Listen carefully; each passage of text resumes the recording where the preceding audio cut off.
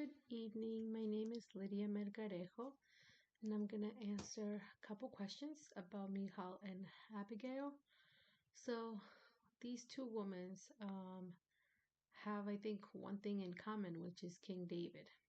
So, you have Michal that, she has to kind of be in the position of choosing between her dad and her husband, and she chose her husband, giving him the support that a wife would give, but at the same time King David just literally abandoned her, so she was left, I feel, like heartbroken because she really loved King David.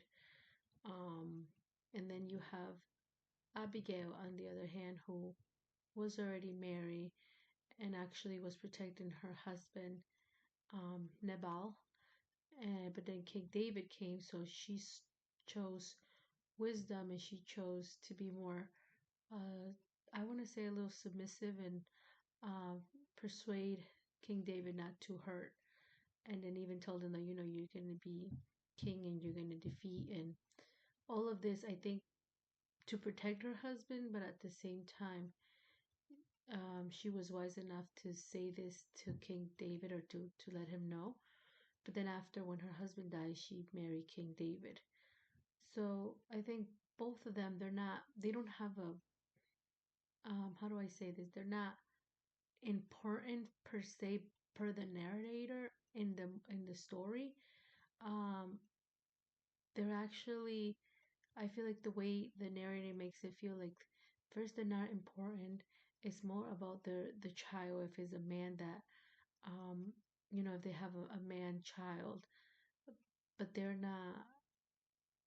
I feel like in a way that they have in common King David, and the only thing that they also, I can see, having in common is that one was more submissive than the other one.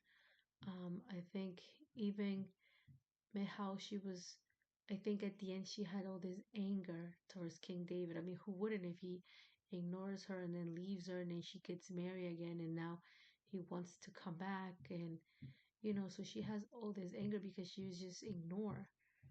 She was just ignored, left.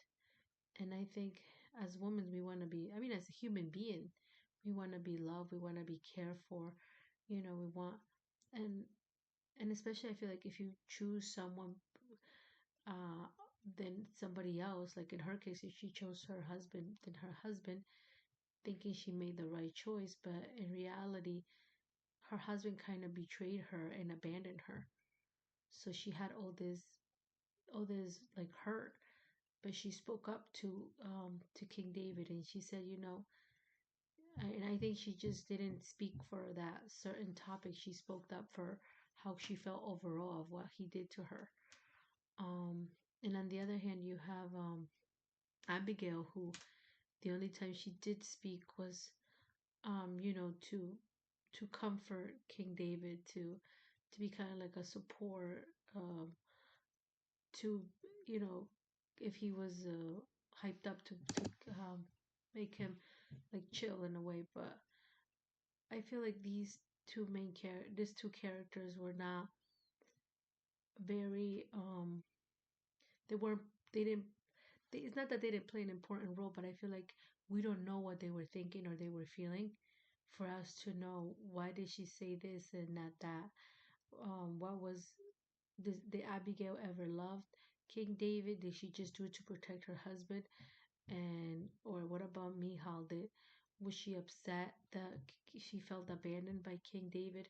So I feel like we're missing so much information, that there was more propaganda or more things about King David, how he felt, what he was doing, and focusing more on him than to actually, I feel like, to understand the story better, we always have to hear both sides, and just, um, to know what they were going through.